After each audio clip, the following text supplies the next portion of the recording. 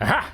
Today we're going to paint Dax from Mutant Year Zero Zone Wars. It's a multiplayer skirmish game where two teams fight and scavenge for the artifacts of the ancients. The game has a lot of nicely detailed miniatures, even the box says in the back of it that quality miniatures. And they are not wrong about it.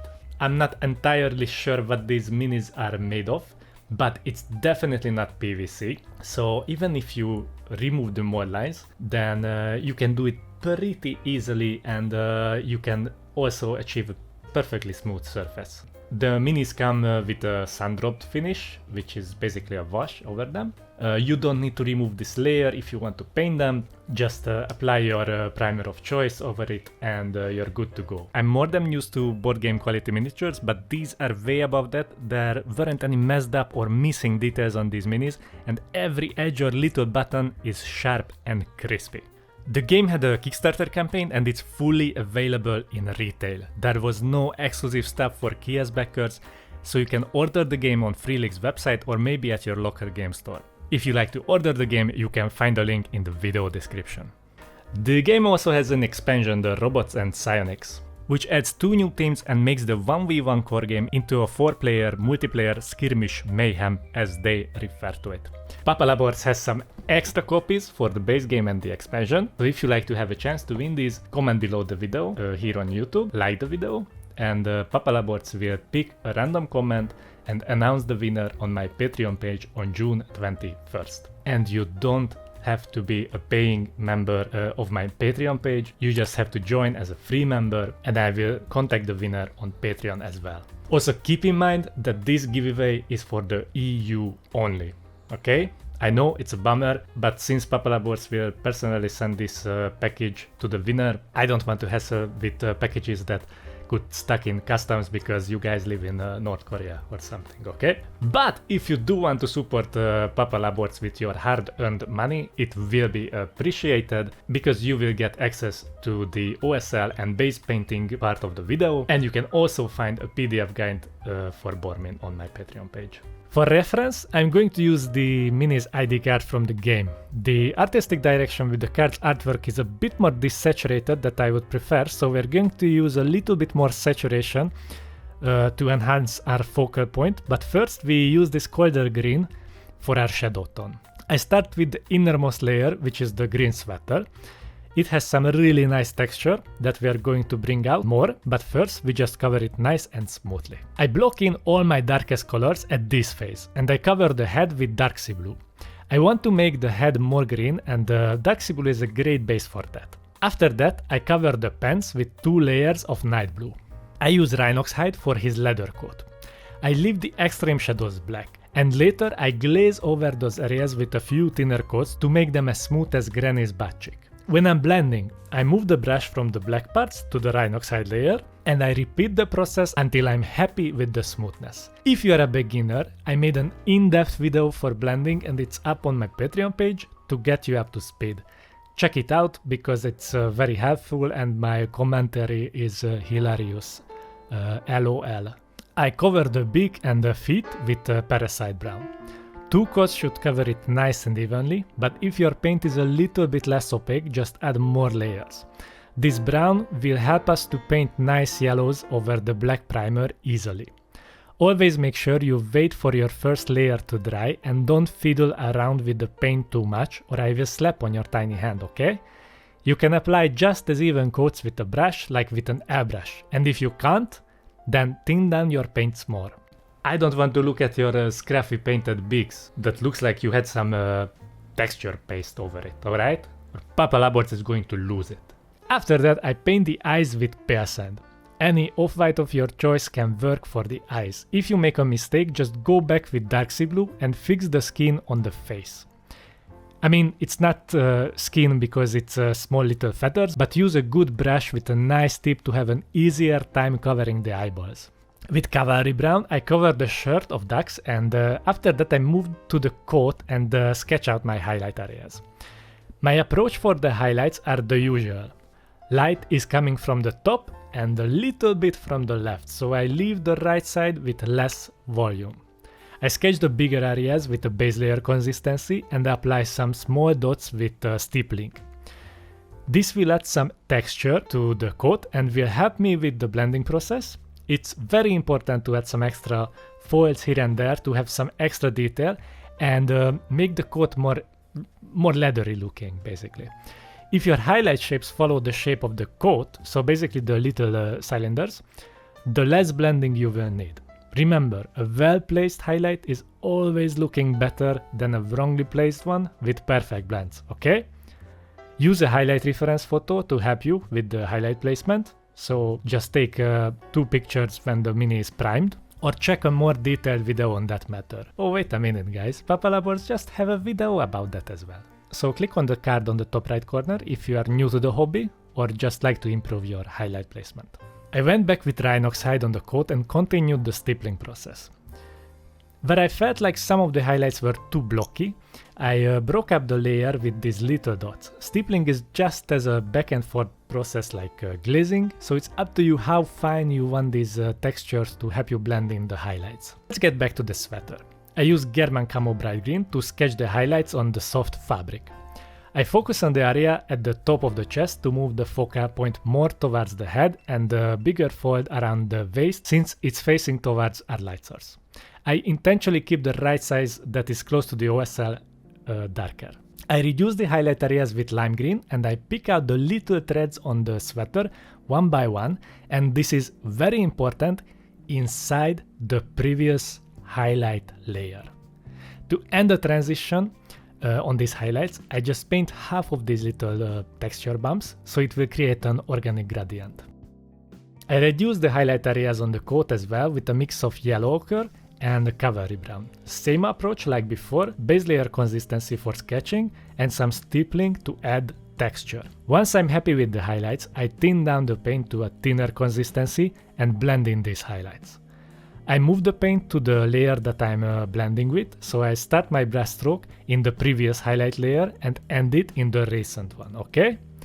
The coat has the biggest surface, so I know this takes a bit of time, but we like to have some nicely painted minis, right? Nicely painted minis take time, but the process makes us happy. Or at least it makes Papa Laborc happy. So listen to some music, or even better, listen to some more Papa Laborc video in the background, and make sure you like and comment below all of them and share them with at least 27 people.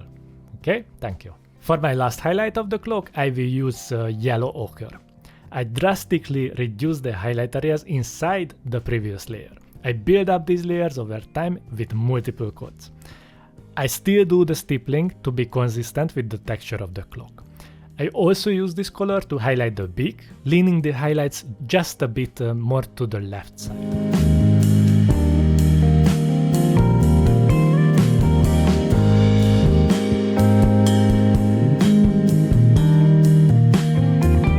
I know you guys miss the blending, so thin down your paints to a thin layer consistency and start glazing, but only if you are worried about the well-being of your tiny hands. I'm sorry about my disciplinarian behavior, but it's only because I love you guys and I want you to have nicely painted minis, okay? I don't want you to fear Papa Laborc, but if you do skip the blending part, I will slap on your tiny hand. Next, I did the iris with a Pigma Micron pen. I highly recommend getting one of these because it's a lifesaver when you have to batch paint eyes like on a 32mm scale.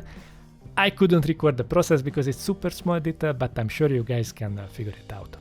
Let's work on the face with a mix of dark sea blue and German Camo Bright.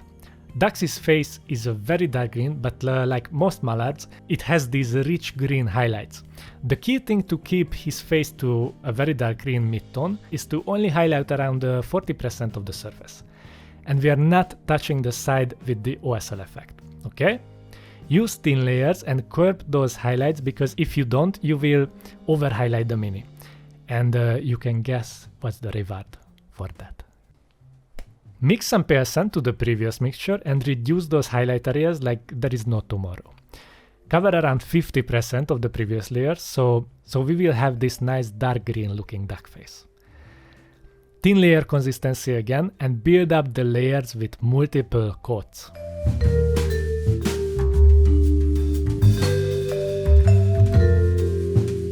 I highlight the beak a little more with a mix of yellow ochre and pale sand. I applied this highlight over the right side of the Mini. Left if you look at it from the front. To be consistent with the rest of the highlights. I edge highlight the side of the beak and the lower half of the nose hole for some extra detail. I use thin layer consistency for that edge highlight because it's an organic shape. I don't want to emphasize that it has some sharp edges, and if you paint the edge highlights with thinner consistency, it feels more soft or dull, and I prefer that here. To highlight the pants, I use Thunderhawk blue with some stippling to create a jeans-like texture over them. I mix some pale sand to the Thunderhawk blue to push the contrast over the thighs. As you can see, all these highlights start to line up with each other, creating an integrated light source all over the miniature. Dax's undershirt has a dirty white color, so we need to brighten up our brown parts with a mix of pale sand and the cavalry brown. Add some more pale sand to that mixture and focus your layers more towards the left, so you can create a nice gradient from the brown layer. I cover all the metal parts 80% with neutral gray mixed with Rhinoxide. Don't be intimidated by painting enamel. If you could follow the previous steps, this won't be any harder, Papa Laborc's pinky promises. After you sketch out the highlights, we blend them in the same way like in the previous step, so get ready for some glazing. After that, I highlight the metal parts with light gray. Follow the arch shape of the crossbow with your highlights, and for the details, just try to make a gradient over the smaller shapes. This mini is pretty well detailed, so you can keep the recesses between each section darker to give them some extra depth and detail. Once you are done with the sketching, it's time to blend again. So we are doing the same thing over and over again, but if you give time and care to these steps, the mini will look nice and you can be proud of yourself, and of course, you can send a picture to Papa Laborc through Instagram, not through Facebook, because I can no longer get access to my Facebook page because Papa Laborc got hacked, unfortunately, but I love to see your work.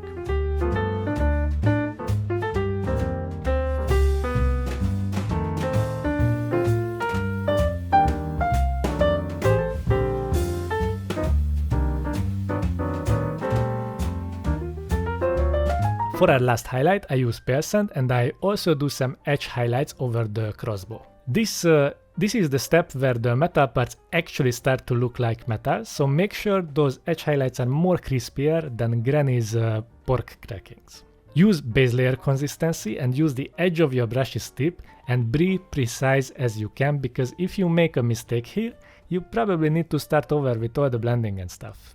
So, you know, no pressure. On the body of the crossbow, I used Rhinoxide mixed with pale sand, and I applied the paint in lines over the surface, imitating some wood grain.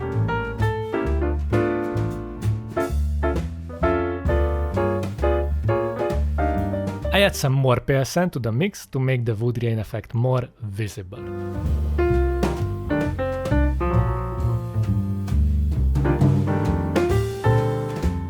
With that, Dax is done and ready for the table. I hope you guys enjoyed this tutorial. If you did, please give it a like and leave a comment. As I said in the beginning, the full-length tutorial with OSL effect and the base are Patreon exclusive. You can find a link to my page in the video description. A huge thanks to my patrons who support these kind of videos, and thanks to Free League Publishing to sending me a review copy for this game.